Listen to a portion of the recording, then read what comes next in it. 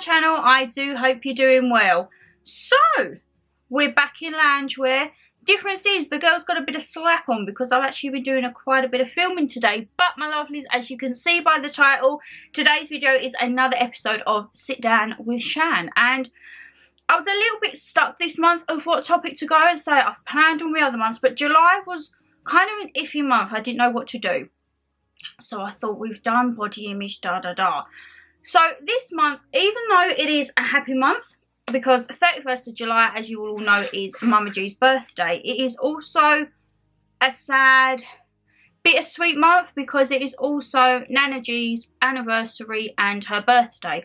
So our little angel, she passed away 5 days before her 80th birthday. So on the 6th of July, we have her anniversary. And then on the 11th of July, or as she used to say, 11th of the 7th, 34, whenever you asked her her date of birth, she was sharp as an old dog. Yes, she was. We have her birthday. So it is quite a bittersweet month in essence, even though it's good because it's Mum G's birthday. We still do remember Nan like we do every day. But yeah, July is a bit bittersweet, and I'm not gonna lie, here we are 7 years down the line and I still do not deal with it quite good, to be perfectly honest.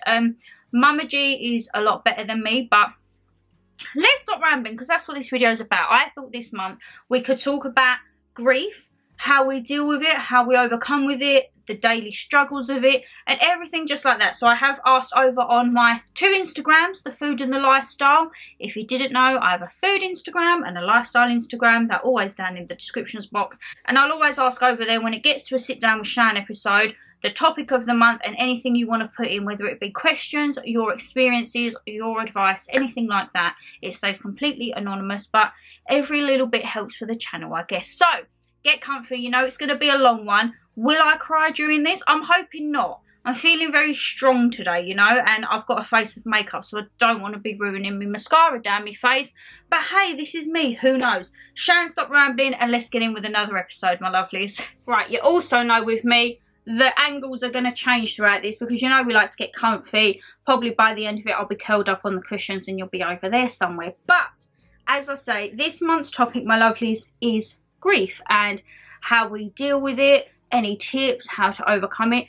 Grief is something that no one tells you the right or wrong way of dealing with grief. I mean, everyone is different. Everyone deals with it in different ways, depending on the person, the relative, the family member, an animal, anything at all. Because I tell you one thing, when we had to put our little kitty down, Elvis, I will insert his little angel picture here. Oh my God, I sobbed for weeks. I couldn't do anything. And people was like, hold on, it was just a cat. No, no, no. He was like my baby for, I think we had him for 4 or 5 years. He would come everywhere with me. I would walk him. Yes, I'm that person who used to walk a cat. He used to have coats. He used to come in the car with us. He would come and see Nana G with us. And oh my God, when he got ill, because I went away on holiday, and in the time I went away, Mum said he just disappeared. And then he come back the day or 2 before I landed. And obviously when I went to see him, he was like a little bag of bones, bless him. He was on medication and he had cancer on the brain. He had quite a few little tumours. We had medication and then he started to fit one night and I was just like, he's not getting better. The lady said we could keep giving him medication, but he's only going to get worse. And I didn't want him to suffer. So we had to put him down. And oh my God, I have never felt the pain like that, because he was like my child. Even though, as you all know, I'm not very maternal for having my own children. I'm great with other people's children and like bees niece, I absolutely adore, and pets and that, but I'm not really maternal to have my own child. I don't think I will do, to be perfectly honest, and if not, it would be years and years and years and probably decades in the future. But yeah, oh my God. So it doesn't matter. It doesn't even have to be a person. It can be an animal. It can be a possession. Do you ever get that feeling when you think you've lost something that has such sentimental value and you get that sickening feeling and then it's just overwhelming? I've had that on many occasions when I thought I'd lost the ring from B, when I thought I'd lost my nan and granddad's wedding ring on a chain and it weren't. I'd just done a spring clean, moved it from one jewellery box to the other, went to that jewellery box, mind blanked because it thought, no, you haven't moved it, and I was having panic attacks left, right, centre. I was hysterical. the funniest thing here, look, we're having a proper little tangent here and we ain't even started. Before I had my MacBook, I had a normal Windows laptop. And as we all know, even before YouTube, I was quite an avid little photographer. Took photos of everything and anything. And one year I got a scanner and I scanned every single photo we had onto a hard drive. Bought a new hard drive, everything like that. Well, when I transitioned from Windows to Mac, I had to then transfer the data from one hard drive to another hard drive that was going to be a compatible one for both Mac and Windows. Well, I'd done the file transfer, my lovelies, and it wiped both hard drives. When I tell you, I called Mum at Tesco hysterical, and I mean hysterical, because it's not for the fact of the photos that I scanned in, we have the physical copies. It was all of like my holiday, my school, everything you do on a camera, taking the photos, everything like that, and it just went wiped. And then it come up corrupt, could not be found. I was literally sobbing. I remember my neighbour at the time, I had my window open, he called Mum after me and said, I don't know what's happened, but Shannon's like screaming in there. And Mum said, I'm on my way back, I'm on my way back. Left everything at the checkout, bless her. This was a funny story. I'll probably get her to talk about it one time. Left everything at the checkout, come running home, and I was on my bed. Couldn't breathe, I was having panic attacks, could not get this thing to work. I had at the time, thankfully, Seagate Recovery. I had to call them. I was like, I've transferred it over, it was on there. I've come out, gone back in it, and it's gone, it's wiped. And somehow, however knows, they got that stuff back on my hard drive. So now, as you will all know, I have my big hard drive, which is like my big boy, and I still have a baby hard drive. My photos are on both of those hard drives. So if one of them goes Pete Tong, I've got a backup. All of my filming footage I have on my big boy, which I would be absolutely gutted if I lost, but my photos and what I call my memories, so all my videos from holidays and everything, is backed up onto, which can be a bit of a nightmare, because when I need to upload new footage, for example, so we've got the stuff on the log cabin going up, I upload it to one, then upload it to the other, then when I edit I have to merge them and transfer them. So it is a bit of a palaver, but I am very like OCD, and whenever I go away, both of those hard drives come with me. Mum thinks it's very like OCD and paranoid. I don't care. Those hard drives come everywhere with me. They come with me to work. If Mum says I'm going out for the day, those hard drives are coming with me, because it may sound silly, but to some people, say for example, if we was ever burgled, which touch wood, thank God we haven't been, and I hope we never do. Electricals is kind of what people go through, and they have no idea what's on that hard drive, but they might see it and think that's worth a bit, don't know who it is, they might, whatever. That's my memories. So if Mum says I've got to go out for the day, guess what? I'm taking my big Primark striped jute bag that you would have seen in a previous haul. Both them hard drives are going in. No one is having my hard drives whatsoever. Even when we went to the log cabin, both of them come with me. Just, it's very weird. It's like a security blanket. But oh my goodness, my whole point of that before I went rambling was whether you have grief with a human, an animal, a possession, anything at all, even a memory. If you've got memories with people, it can sometimes be grief inducing when you remember those certain moments, and if that person's no longer there or the situation is different, it is horrible. But anyway, look at this, I'm rambling as always. So let's have a look, my lovelies. Let's go on my story and see what you have said. So we've had quite a few. Thank you very much to everyone who has answered in this month. So right, the first lovely says, have a gratitude jar or start journaling. Now I like this. If you remember on Mother's Day, I bought Mum a jar and I put some of our memories in, but there's a lot more blank cards in there so we can put in there. And it was like all of our memories and days out. The way I think you could do that with grief is maybe have your jar, have your things, and then you know like people have a jar for date night ideas. Maybe say if you're in a really down place and you're really missing that person, if you've got that little gratitude jar, maybe like some little folded up photos or little memories that you've written down when you was in a happier time, you can pull them out, and instead of it being a sad and gloomy time, you could read a memory that you remember of that person and brighten up your day. I actually really like that. And journaling, or say for example note writing, I find very, very effective. I will sit on my laptop and write letters and letters. It probably sounds very silly, but I will write letters and letters to any family member. If I'm down and I'm feeling a bit meh, and especially like with Nan, because I think I ain't crying this far in early of this video. Shannon, get a grip and pull yourself together, girl. I've got letters saved on my laptop that when, say, something big happens, or I feel that there's a lot of things I need to tell Nan, I just sit and type it in a letter and then I save it. So it's almost like I'm telling her, because I'm talking as I write it, and I can imagine her, what she says back to me, and then I just save it. Or sometimes if I feel a bit down and I think, oh my God, she'd have the right advice, she'd tell me what to do, and I know what she'd say to me, I just sit there and I just have a little bit of a talk to her. And even my granddad, sometimes when I was single and I went through boy troubles, oh my God, I would be writing to my granddad like, why can I not find a good man? What is wrong with me? And I remember my granddad, he would be like, do not worry. What was it Nana G used to say? Why be a young man's slave when you can be an old man's sweetheart? She always used to try and tell me to go for the older man. That didn't happen with either of them, because one was the same age and B is 9 months younger than me, so I've never gone for the older man. But yeah, she always used to say, why be a young man's slave when you can be an old man's sweetheart? Wise words from old Nana G. But yes, gratitude jar and journaling, especially like note writing, you haven't even got to type it, you can literally write a letter.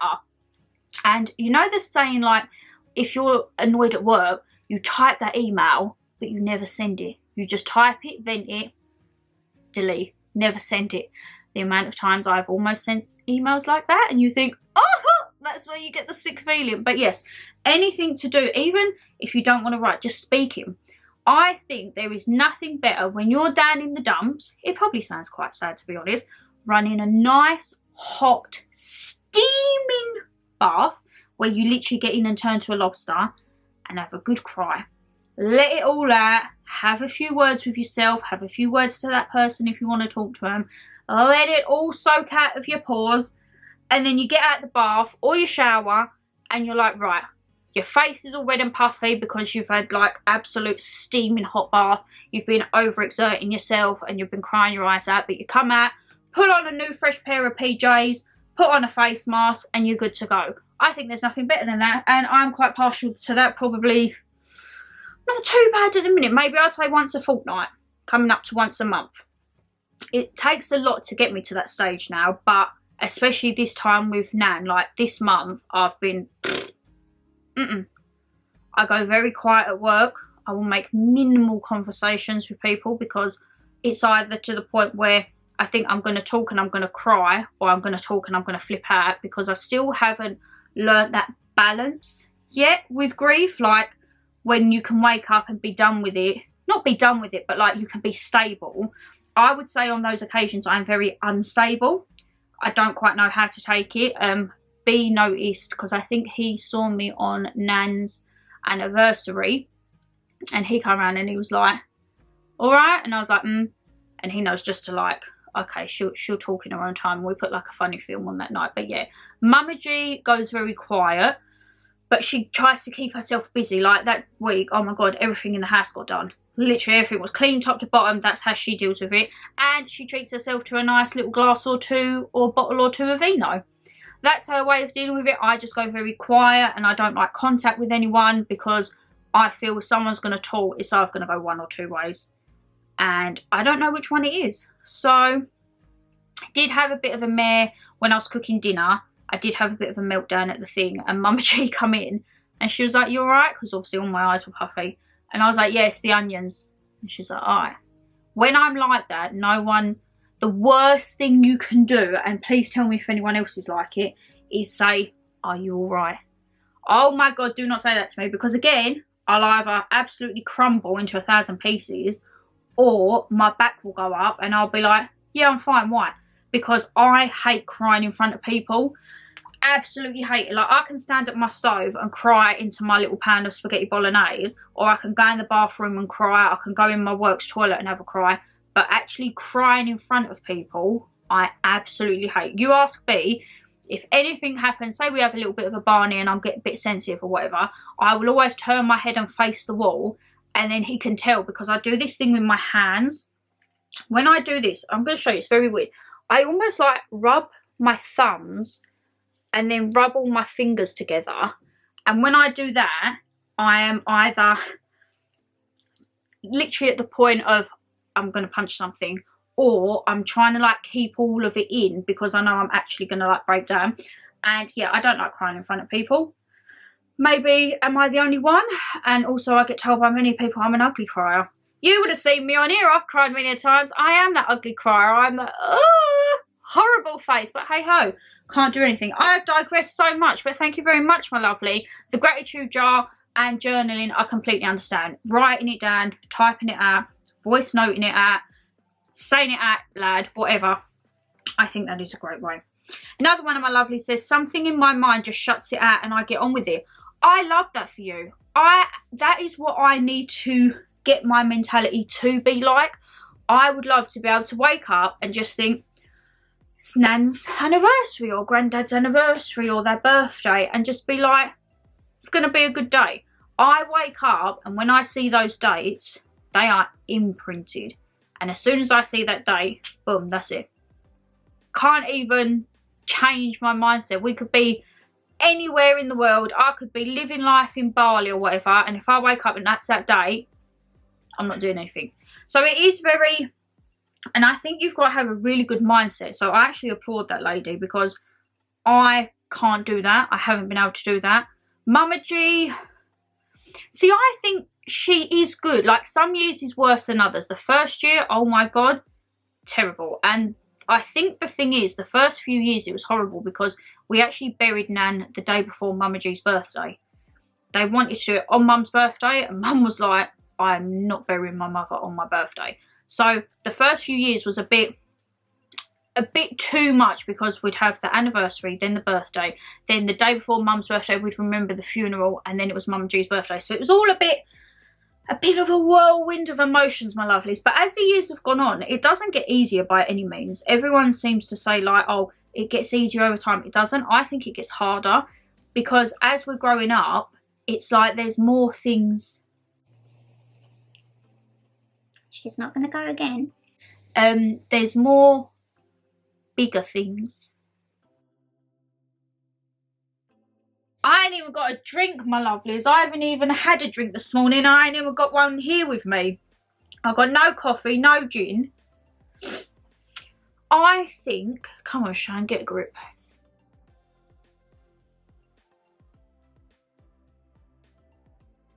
It gets harder when you get older, because you have, not milestones, but like, there's maybe bigger occasions that you just wish they were there for.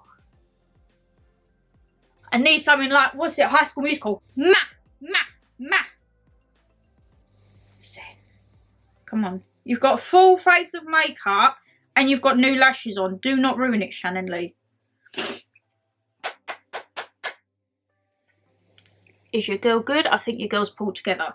So, yeah, I think overall, look at this. I'm talking about grief and I still don't know how to deal with it. So, God, I'm probably not the best person to be listening to, am I? But hey-ho.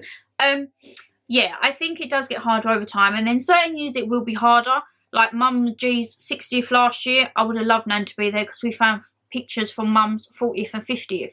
And it was just like, yeah.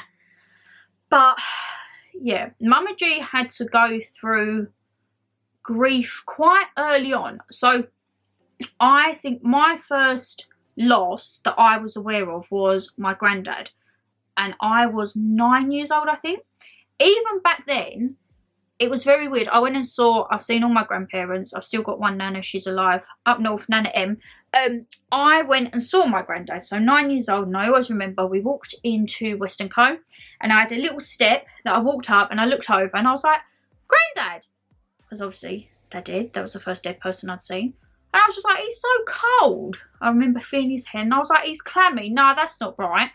And the people was just like, is she alright? And Mum said, because Mum and Nan didn't know how I was going to be. And maybe at that age, like, I did get upset, but you're kind of naive to it. So I was like, oh, why are your arms so heavy? And like trying to talk just as normal as you do. And even from then, I think that's why I always wanted to be an embalmer, because I was very comfortable around death. It's probably, as weird as that probably sounds to people, I was very comfortable with it. I think as you get older, because obviously you know a bit more. So obviously Nana G passed. I was on holiday at the time. My uncle was getting married in Greece. We went away and she'd passed away when I was out there. And I think it was about 4 or 5 days before I come back. And I kept calling every day to see if she was all right, and no one told me, because apparently, I can understand why. Nan said to Mum, if anything happens, no one tells her, which was sad. And I was really angry for a long time. When I come back, my ex found out before me, so we pulled into Gatwick and Mum was there. And Mum was loading the cases and I could tell something weren't right. She was a bit thingy. And she said, oh, my ex at the time, he can load the car, you go and sit in. And I saw in the mirror them talking. And then he hugged her and I thought, something's up. And no one said anything. On the way home, I kept saying, Nan all right? Yeah, she's all right. She's just a bit poorly at the minute. And then I woke up the next day.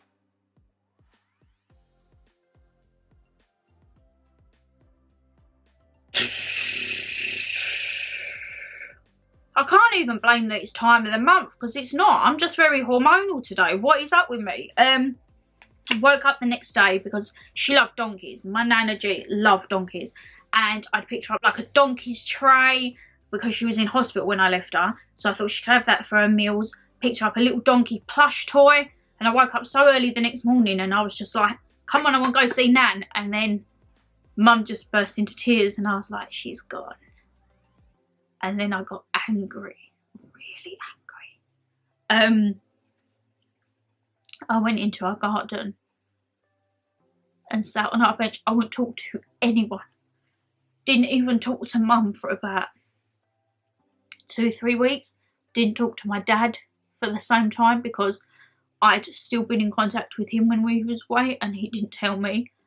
And yeah, I didn't talk to anyone because I thought everyone knew except me, and I was really angry about it. Took a long time, as I say. It was about, oh my god, I ain't even got tissues anyway.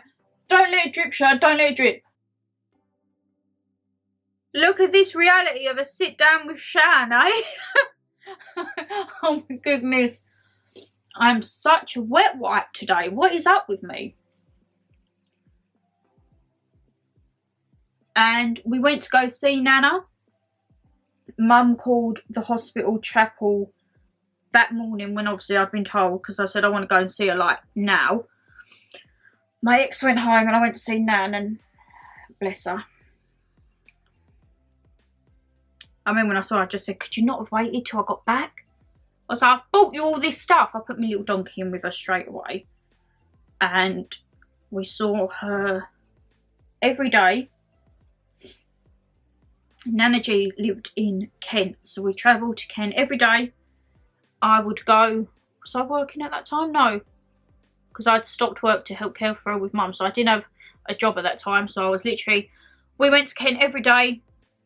Mum would do bits with the house, and her chapel, the funeral undertakers, was literally, her house was here and the chapel was just at the bottom of her, like she lived on a hill and it was just at the bottom, and I used to go and see her every day.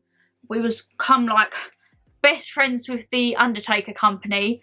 I would go with her, sit with her, do her hair, do everything. And then, I say, it was very, we had a lovely horse-drawn carriage from her because Nana's dad, I think, originated from gypsies and she grew up with horses. So she always loved horses. So the first thing, it weren't even a question or a doubt, she was having a horse-drawn carriage. And the weather was absolutely lovely for her. She went back with Granddad, who, this is the thing, so when I say Mum dealt with grief a lot younger, Mum's granddad passed when she was about 3 or 4, so Nan's dad. And then Mum's real dad passed when she was about 18.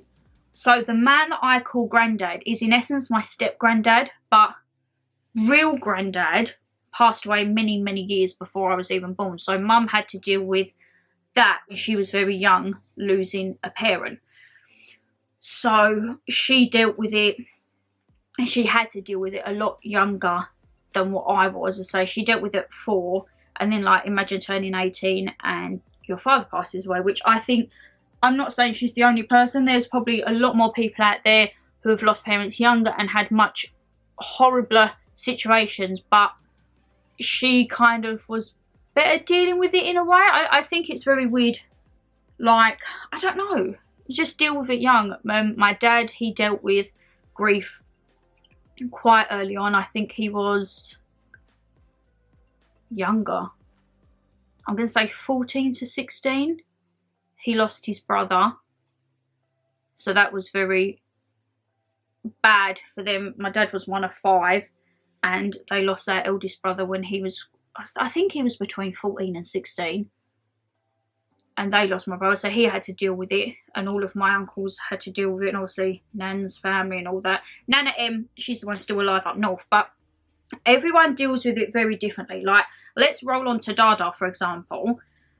He is very deaf, no go. He won't go see them, which is his choice. Everyone has a choice. He likes to just remember them how they are, whereas me and Mum, we always go and see them, like to say our final goodbyes and that, but he won't. I remember when we went to see my granddad, which was his dad, he just sat in the car outside while me and Mum went in, and Mum said, like, do you want to come? No.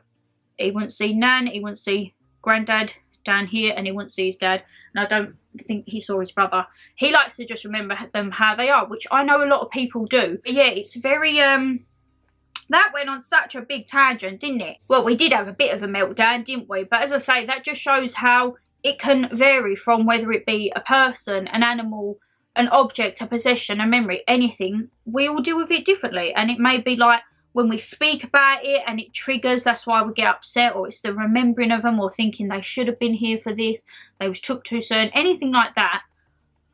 Yes, complete tangent, and we're going to have a little bit of a break after this because I need to go and get myself a drink, whether it be, actually no, I'm not going to get on the alcohol just yet because I've still got a few more videos to film. I think I'm going to get a nice iced tea. We'll do that. But my last one I'm going to do from another one of my lovelies, it says, give yourself time, take life 1 minute at a time, don't look any further in front. Now, I am the biggest culprit for that. As we all know, I am very much plan in advance. I am very OCD. I like to know what is going on, what is happening. It's very rare that I take life one day at a time, which I wish I could be a bit more relaxed. That is something I'm trying to work on. Like, I love being spontaneous, but for me, being spontaneous, I would have done that prep months and months ago. So if I turn around to B and say, you know what, let's go to, I don't know, Paris next week. All right then, that is spontaneous for me in terms of booking it. But you know that for the past few months, I've been researching where to go, what to do, how much to spend, how much to take, where we're going to do when we get there, everything like that. So I do wish I could be a bit more taking a day as it is. I think the only time I am ever like that is when it's time of the month. Because when it's time of the month, I know for the next 3 days, I ain't doing anything. I'm sitting indoors, in my bed, binging Netflix, eating loads of chocolate, and I'm not doing anything else. So I would love to have your mentality, my darling, but I do think giving yourself time is good. Like, it does help to take a step back. So we have recently been at a log cabin this month, and my rule was I only check my Instagram once a day.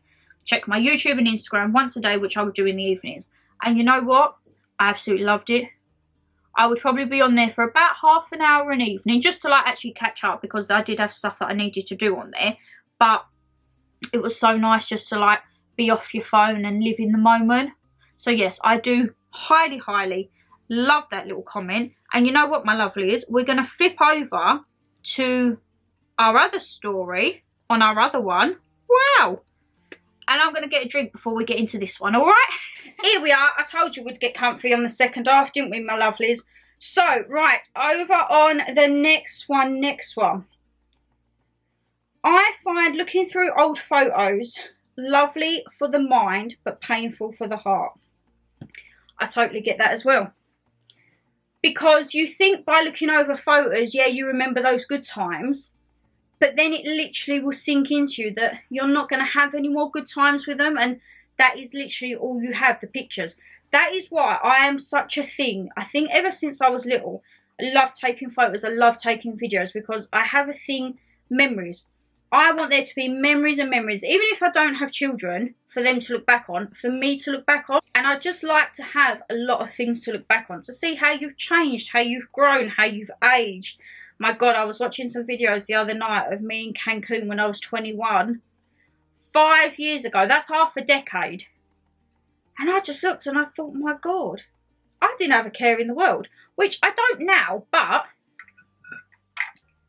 one thing's for sure, I had a better body back then. Need to sort the old muffin top out a bit, but hey ho, if we go on holiday, I need to get myself into shape fast. I am slowly still getting there because I'm doing my run, as you all know.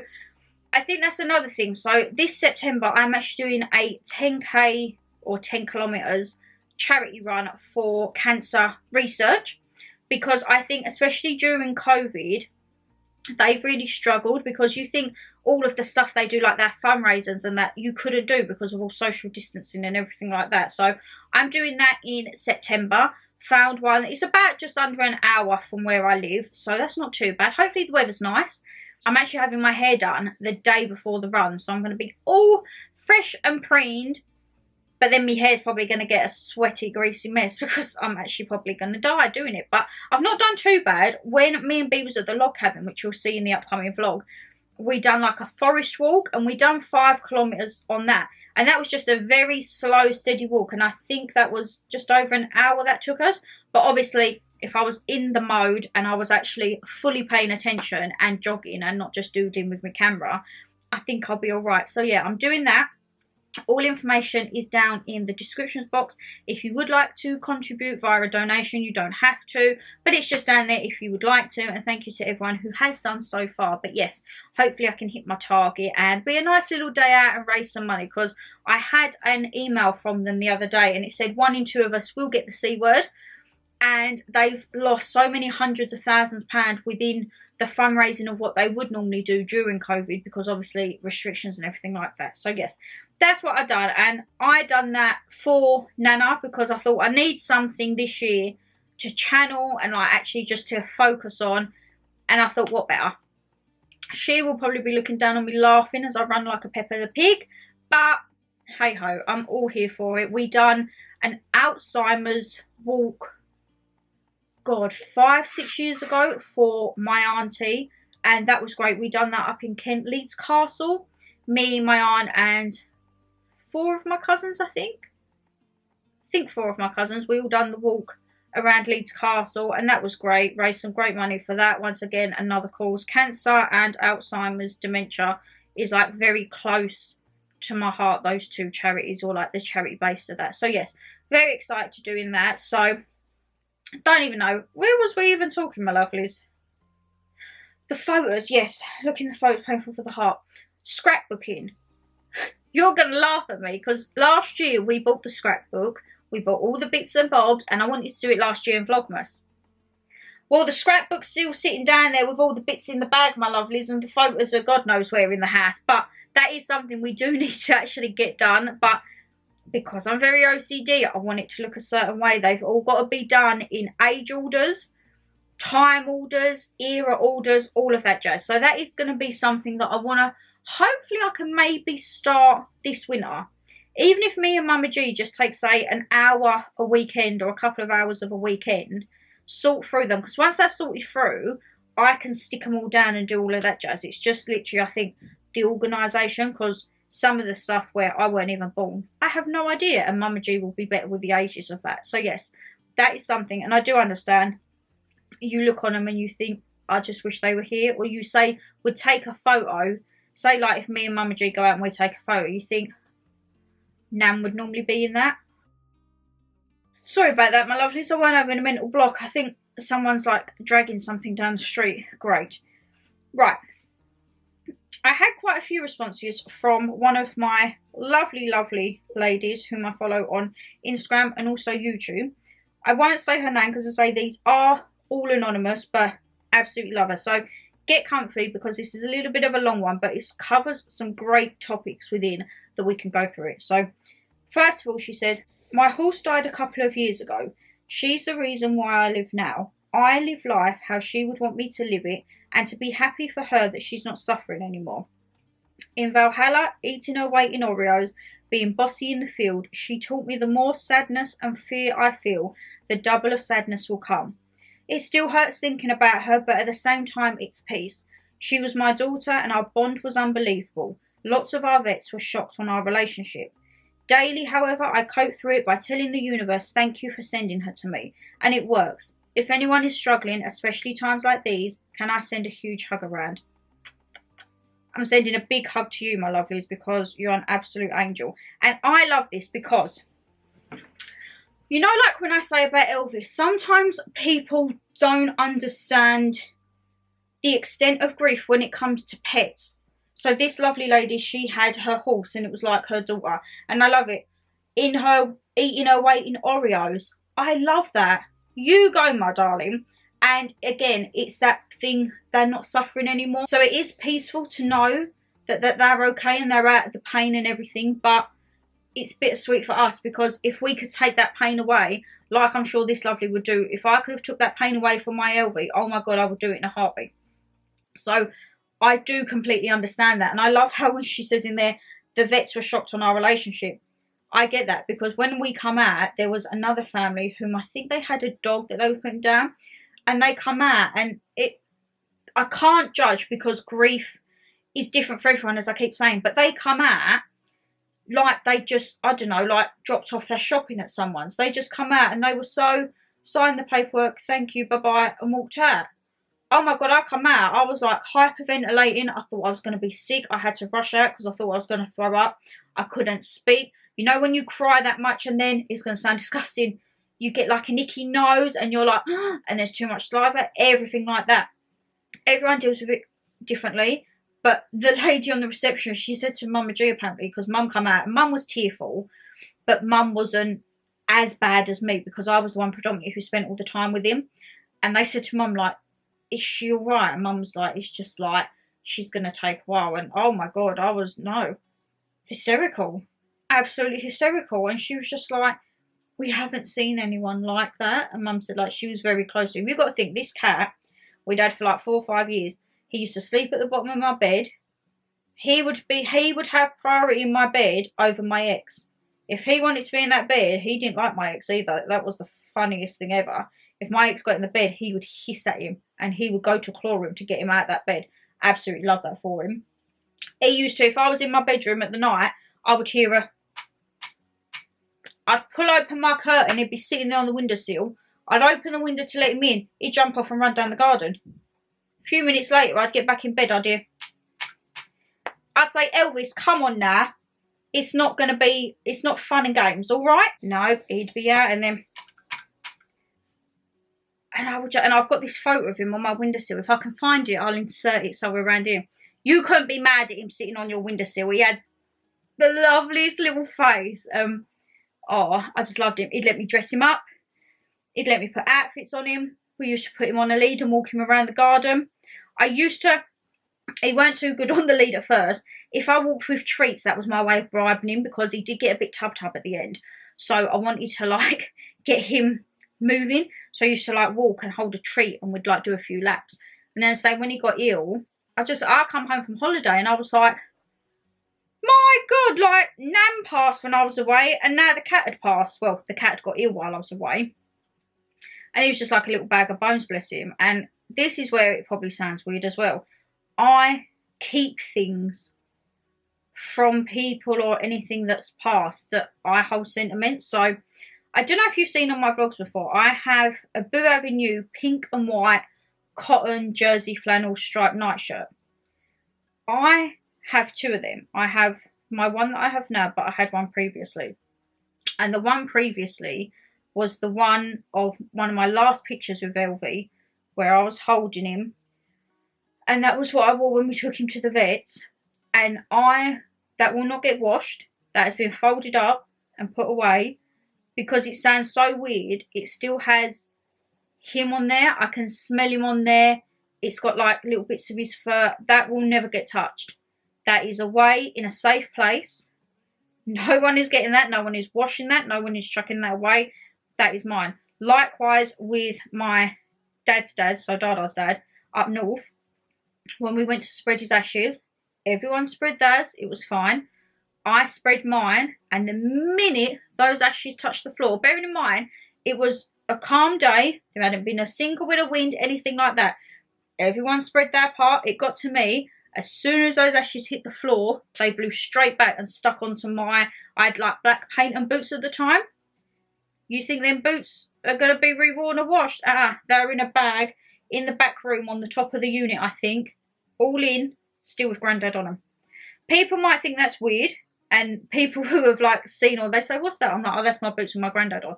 I will not get rid of them. They will not get cleaned. They will not be washed, because it was something, it's just weird. When we done it, it was a lovely calm day. Everyone was doing it. I was the last one to do it as well. And when I done it, this instant, not even like where the trees go, it was just like a gust of wind on me, and everything I put down come back over my boots. So I had black paint and boots that were literally grey with ashes after, and that's still in there. So I do keep things. It's very weird. And I still keep like some of Nan's cardigans. I've got a little one she used to get from Bon Marsh, bless her. A little short white cable knit ones, a little cream one. They've never been washed, which people might say, oh my god, that's unhygienic. Memory. I don't care. It still smells right. It's still got a perfume on it. And then sometimes, like if I'm having a bit of a down day, I'll wear it only around the house. I'll never wear it out, just in case, oh my god, anything happened to it. I wouldn't even the thought of it, no. Or sometimes I just like to have it, and then like I crinkle it up in a ball, and I just have it next to me, kind of like a blankie, and I'll go to sleep sometimes. Or I just lay there and I'll talk to it, and then I'll go and hang it up in that. Those are in my room.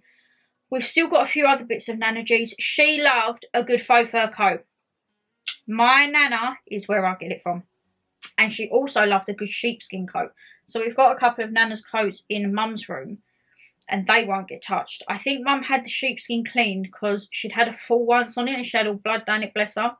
But they'll never get taken, sold, whatever they're saying here. So yeah, there are a lot of things that I keep. And as I say, I went on a completely tangent off of that. But I get when people say, like, with the pets, well, it's just a pet. No, like you can have such an emotional attachment to an animal, just as you would do a person, a possession, a thought, an image, anything like that. So no one can say to you, get over it, it's a cat or a dog. No. It don't matter if that dog or that pet's been in your life for a day, an hour, a week, a year, 10 years, a decade, whatever. Well, 10 years is a decade, Shan. No one can tell you that. And I like that, because her way of coping through it daily is thanking the universe for sending her to me. She was sent to you for a reason, and it may be that she'd fulfilled her reason by then, and then she had to go off to do another, help someone else for another reason. That's how I like to think of it.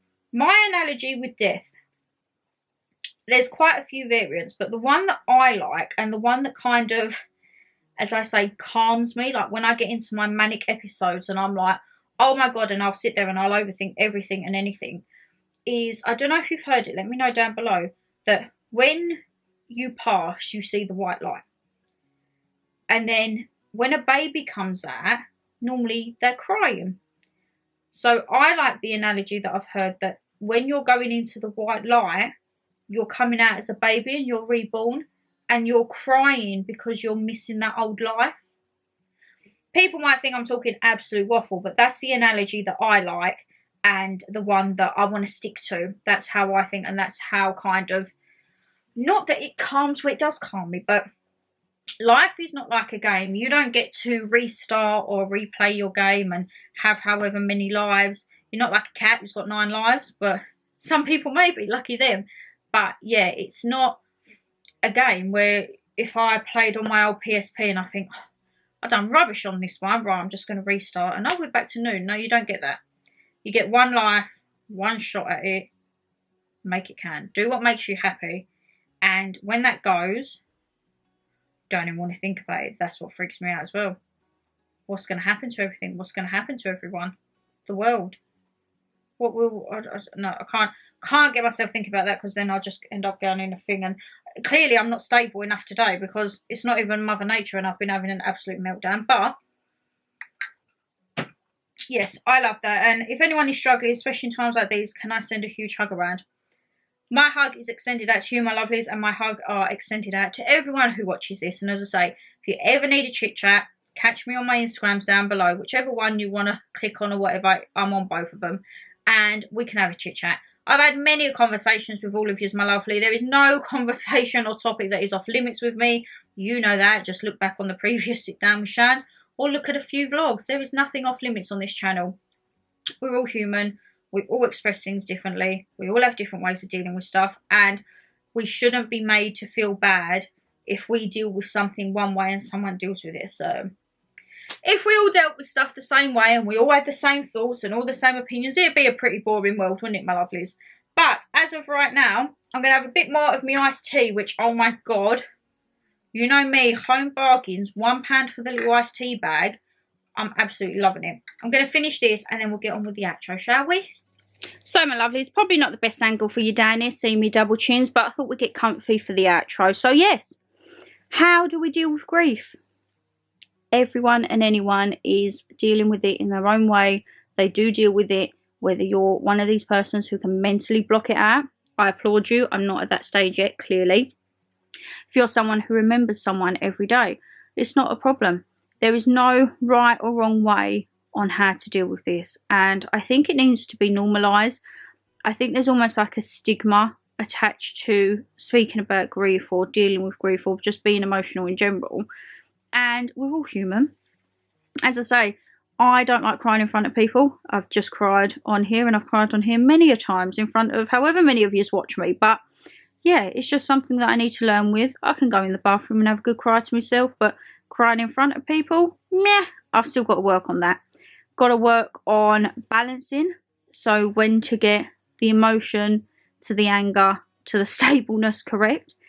And yeah, it's a learning curve, and as I say, no one can tell you how long it lasts for. No one can tell you when it stops, if it ever will stop. I don't think it personally will do, but it is what it is. As I say, I want to thank every one of you who commented in on the stories. And if you do want to be involved in next month's Sit Down with Shan, make sure you're following one of the Instagrams, or both if you want to be lovely. Thank you very much. And whenever I'm going to do my next Sit Down with Shan, they're normally towards the end of the month, I'll always pop up on my stories. And if it's a topic you want to get involved in, by all means, pop your suggestion in there and it will be read out. All kept anonymous, but it helps give me some little other avenues, because otherwise I just waffle the entire time. But looking at this, I probably have waffled the entire time on this. But yes, I'm going to stop rambling. I have to keep swallowing because I'm talking that much. I need to have a bit more of a proper drink other than an iced tea, I think, after this. And I need some food because I'm hungry. Food sounds a good chat. But yes, take care. Stay safe as always. And I'll see you in the next one. Bye.